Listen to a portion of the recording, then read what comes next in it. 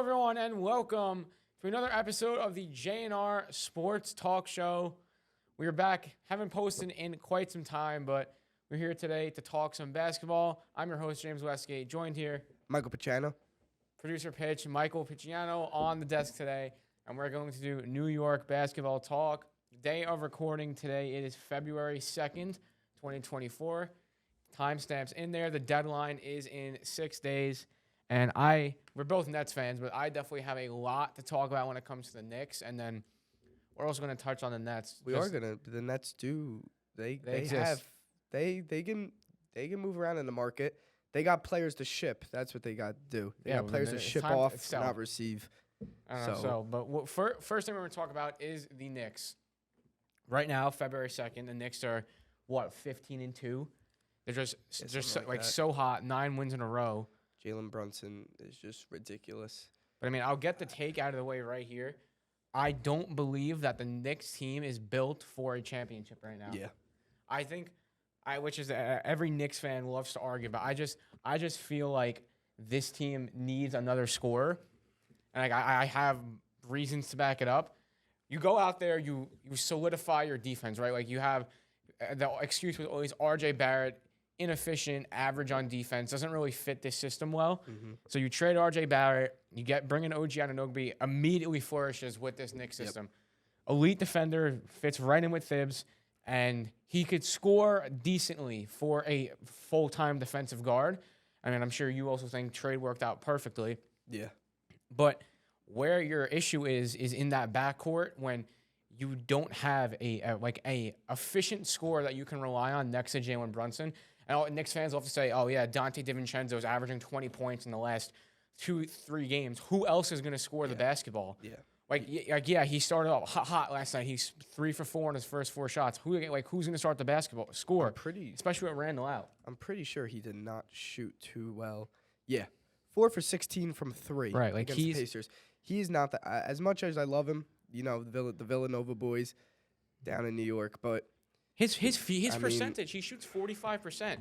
But he's in the lower than the 100th percentile in the league. Yeah.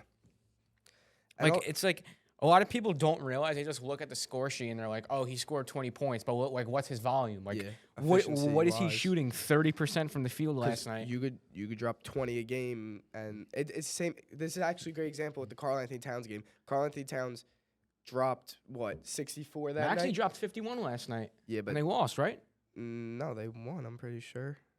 I'm pretty sure, and I'm pretty sure. Oh, they won by 3. They barely won. Okay, so I'm one's a pretty win. sure. Yeah, but the Timberwolves. Who they play? The Hornets. Timberwolves versus Hornets score, right? If I look this up here, Karl-Anthony Towns had 64 this game. 64 this game. They lost. They lost by 3. Karl-Anthony Towns shot. It doesn't show, of course. But I'm pretty sure they even, where is it? Hornets, right here. 21 for 35. That's right? Decent efficiency. Yes, it is. At the end of the game. It's over 50%. At the end of the game, he shot, I'm pretty sure it was 2 for 11 or something in the fourth quarter because they want him to reach. They're so bad in the fourth quarter. They want him to reach that. Oh, he dropped 6. They want him to get that 60-point mark. And, when your own coach comes out in a press conference and says, we lost that game because of Carl, that's just an example of crazy. Not having good efficiency, what could do for a team, and that's exactly what's going to happen to the Knicks. I want your take. What do you think the Knicks need to do at the deadline? I think the Knicks need to upgrade. Number one, I think they need to upgrade their bench. I don't think they have one of the best bench units in the league. I don't think it's that good. I really don't think it is that good. I mean, they do need their biggest issue is the big off the bench. That's if Robinson doesn't come back. If Hartenstein can go there. But Robinson he's actually expected to come back a couple games before the end of the season, and the Knicks should be in the playoffs at a pretty high seed. So, I mean, Isaiah Hartenstein's playing amazing. Precious Achiuwa played really good last night also. I know, but it's I don't trust that. I really don't love that as your. I don't love Precious as your first option off the bench. I absolutely hate Jericho Sims. Being your center off the bench. I mean, he could jump out of the roof, but besides being one of the most athletically gifted guys on the court. He brings nothing. But to be honest, there's not really a lot of like center. There's not free nothing on agent the options. and there's nothing on the Center market. trade options. But that's why you don't like. You just don't like when if Robinson comes back, Hartenstein goes to the bench. You have Precious run that big role whenever you need that other guy on the floor, and Sims out of the rotation. But back to my take: the Knicks aren't built for a championship right now. Here's why. I believe that there's no shooting guard right now that is going to score the basketball efficiently for the Knicks. There's no one that's going to take the pressure off Jalen Brunson. Right? He does all the scoring. Yes, they're hot right now. He does all the scoring. People have to say Julius Randle's a scorer. Julius Randle is not a scorer. He shoots 40% from the field. So inefficient. You can't trust him in the playoffs. Sure, he's great for your lineup. He plays great defense, fits in that Thibodeau system, but he is not. He cannot be your second option. We saw it last year. So I went back to last year's playoffs because people love to, when I say the Knicks need to score, people are like, what are you talking about? Went back last year in the playoffs to the Knicks. The Knicks lost 5 games in the playoffs last year, 1 to the Cavs, and then 4, obviously, when they got eliminated to the Heat. Of those 5 games they lost, was the first 4 games they lost in the first series versus the Cavs and the first 3 games in the Eastern Conference semis versus the Heat. If Jalen Brunson scored less than 26 points, the Knicks, lost by 7 or more points every single time. So every time Jalen Brunson did not basically score 30 points, it was an automatic loss, except the last game when he went off, scored 41. Then again, you look at the games where he didn't score those 30 points, 86 points in Game 3 versus the Heat, 100 Game 1 versus the Heat, 101 Game 4, and then the Knicks, he scored 41 Game 6, but the Knicks only scored 92 points as a team. So essentially, they let Brunson did all the work again, and they didn't win. So, and especially in the playoffs, here's my take when it comes to the playoffs. Also, you may disagree if you're still listening to this, but when it comes to the playoffs, I feel a lot of defense goes out of the window. Some people don't realize what a 7-game series is. Like, you are going head to head with this team for back-to-back nights, every single, you figure each other out. By Game 3, it is very safe to say, or it's a common belief, I think, it's that the defense gets figured out. And you need something to make up for that. I think the offense gets figured out. No, I kind of think reverse it because I think it's easier to when you play a team 3 games in a row, right? By the time you get to Game 3, by the time you get to Game 4, they're gonna know your offense. They know your in my opinion, the defense gets figured out, and you need to make up for that. You need something to make up for it. But the offense gets figured out, not the defense. No, defense to be honest, disagree. All you need for defense, right, is you obviously need to have a game plan going in for defense. Who do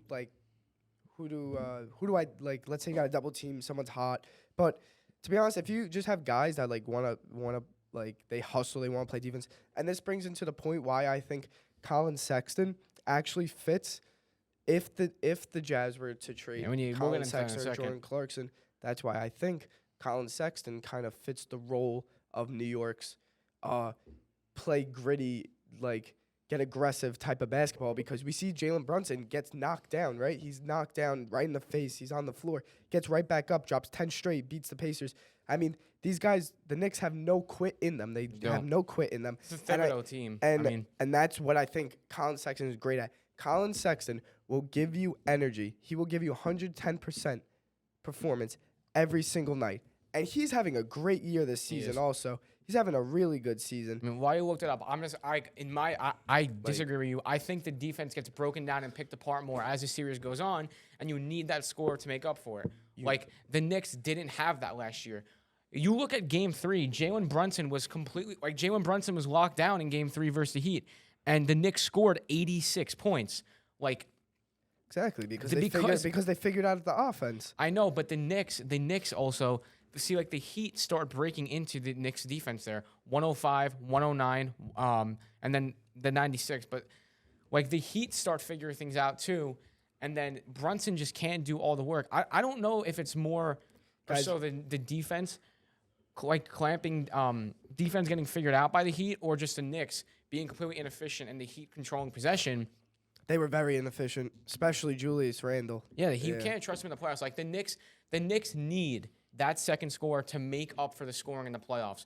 Like, there you go. By game 3, the Heat have – this does go against what I say, that defense gets figured out. But by game 3, the Heat have the Knicks' identity. Jalen Brunson scores 20 points in game 3, and the Knicks lose by 20 and only score 86 points. Like, so if Knicks fans are confident with Dante DiVincenzo as their shooting guard right now, and when OG Anunoby comes back, if you want OG Anunoby to play shooting guard and you just don't have any scoring there, then that's fine. You are going to face the same thing that happened in last year's playoffs.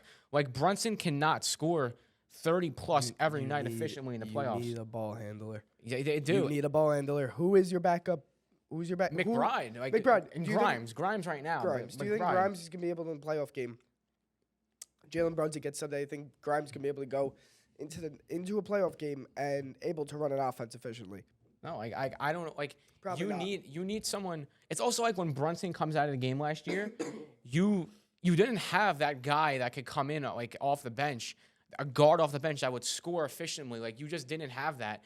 And I believe that if they don't get a shooting guard by this deadline, no matter who it is, like just someone who could score the ball. I love Colin Sexton.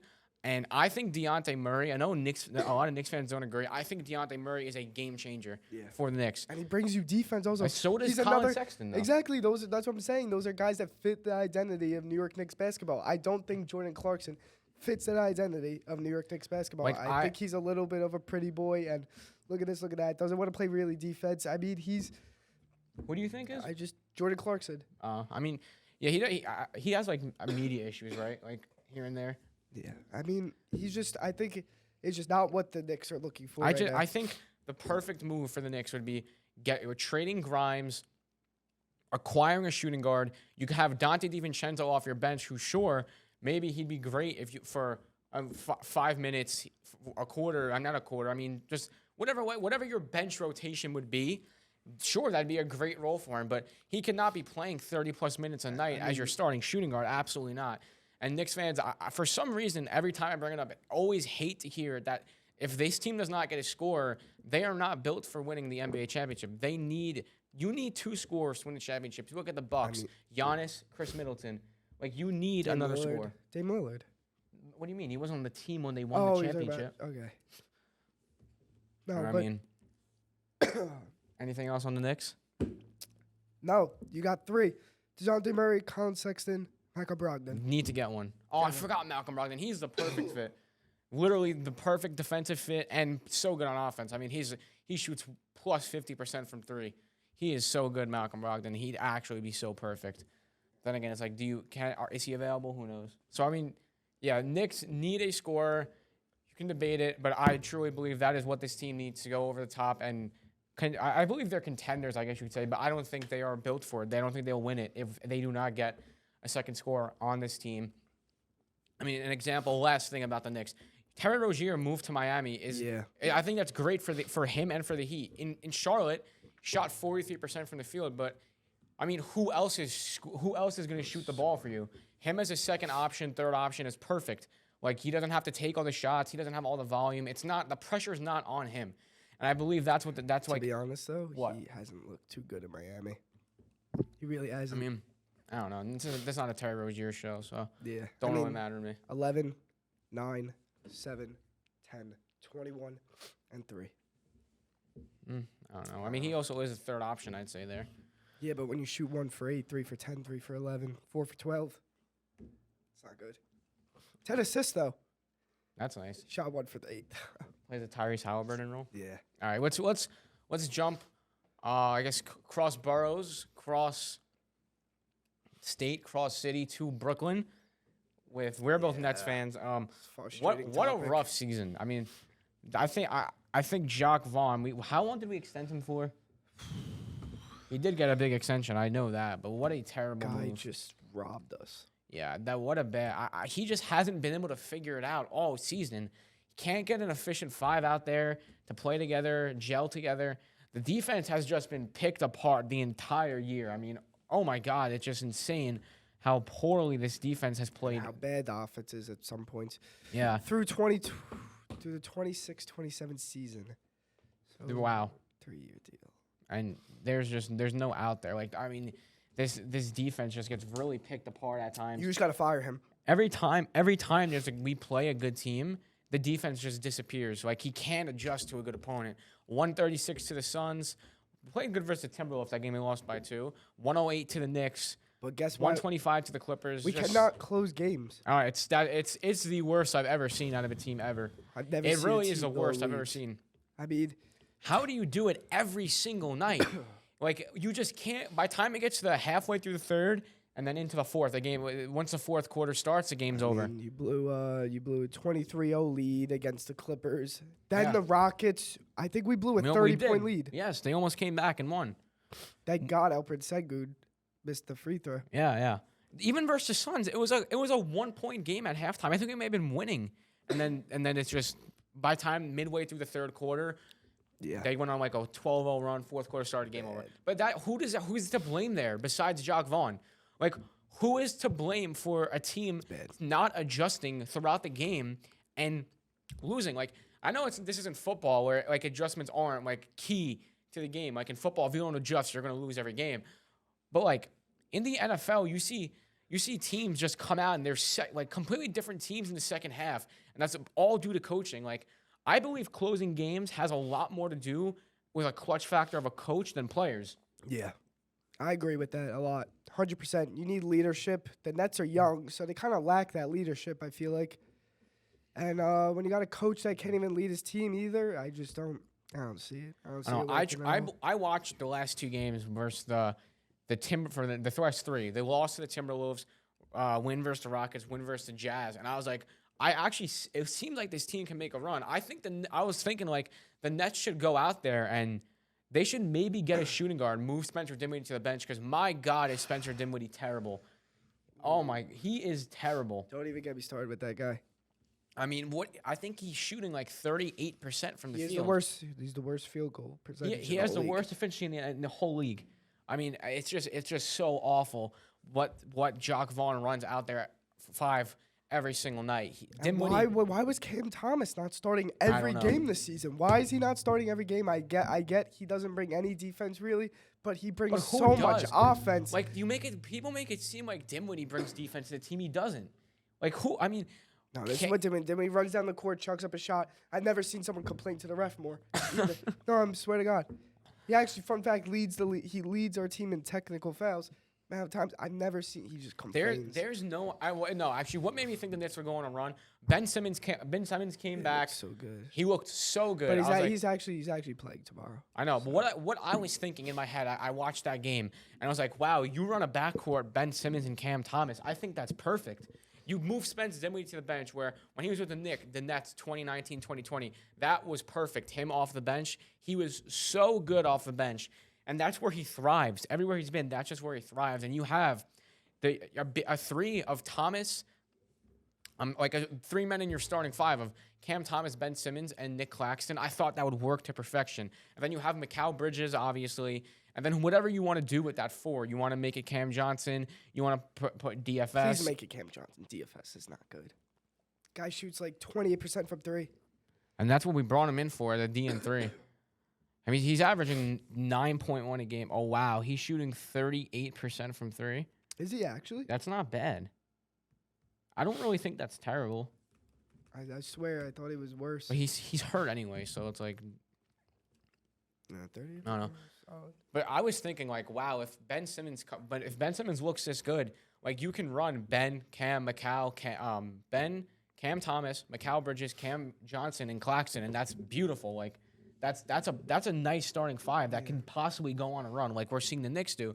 And then the second Ben Simmons was ruled out versus Suns, I had a feeling, and then the Nets. So I keep mixing up the names, and then the Nets just show me the exact same team I've seen all season versus Suns. Starts decently hot.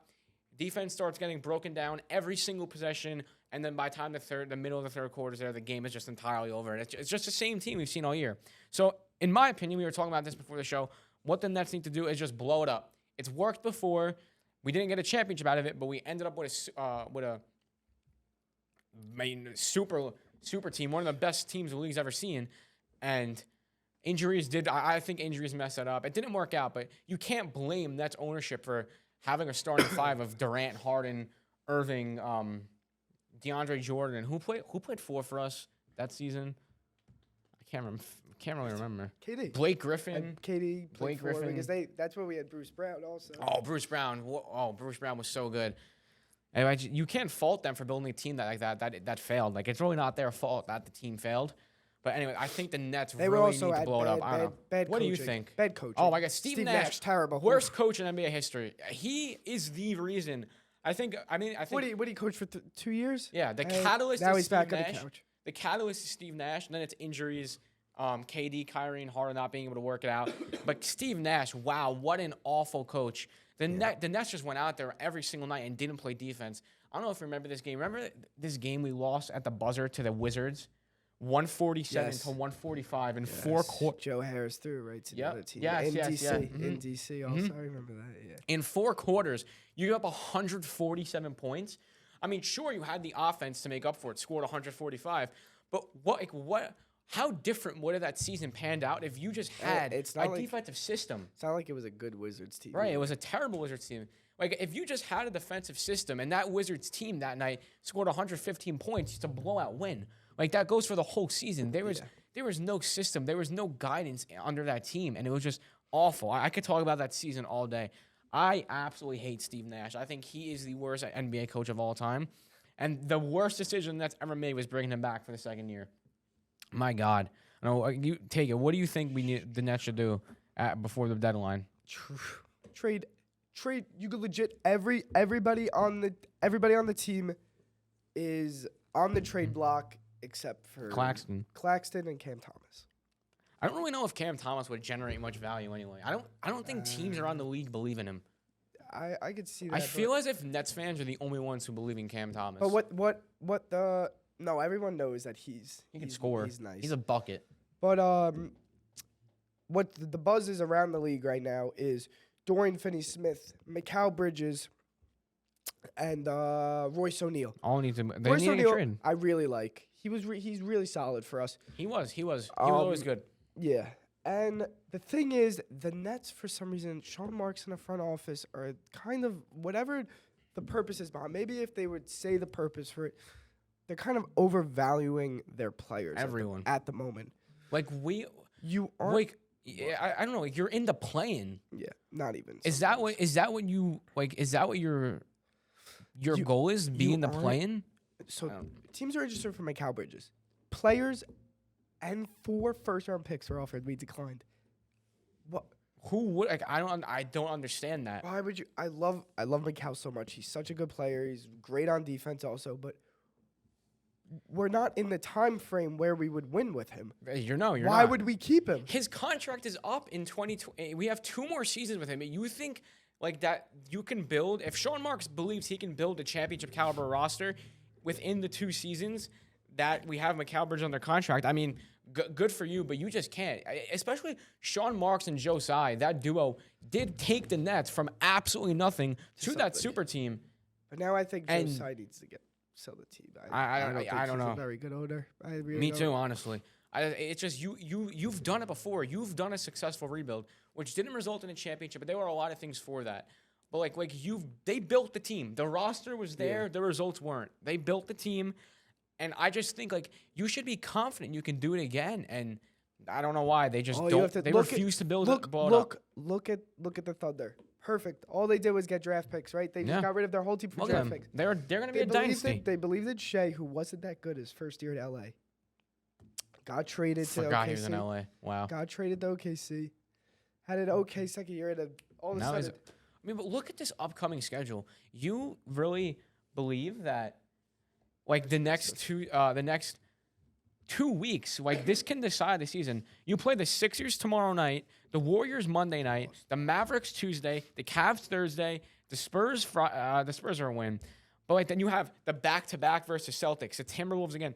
You really think you can have a successful 2 weeks in the hardest part of your schedule? Just blow it up now, because then, in the offseason, what are you going to do? Blow it up in the offseason? You might as well do it now. His contract also expires this offseason. Start building the capital from this offseason.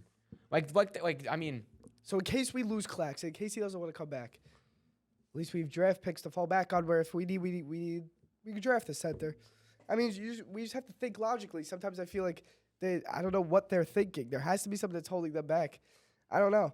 I mean, they declined 2 first-round picks for Dorian Finney-Smith the other day. I know Dorian Finney-Smith is barely insane. He's barely worth a first-round pick. Sometimes. That is insane. I would do that Absolutely in a heartbeat. I would get rid of him in a heartbeat for 2 first-round picks. That's insane. I don't know. Anyway, then. And listen, let's say you could combine both of those first-round picks and move up into the draft also. Even like if the picks weren't good, let's say they were mid to late first-round picks. Yeah, combine the first-round picks, trade it to a team that you know is going to have at least a top 15 pick in the draft, and at that point you have a top 15 pick in the NBA draft. I mean, I feel like Cy and Marks haven't drafted poorly. Jared Allen. They haven't. Jared Allen was to be was their first pick. Yeah. Cam Thomas.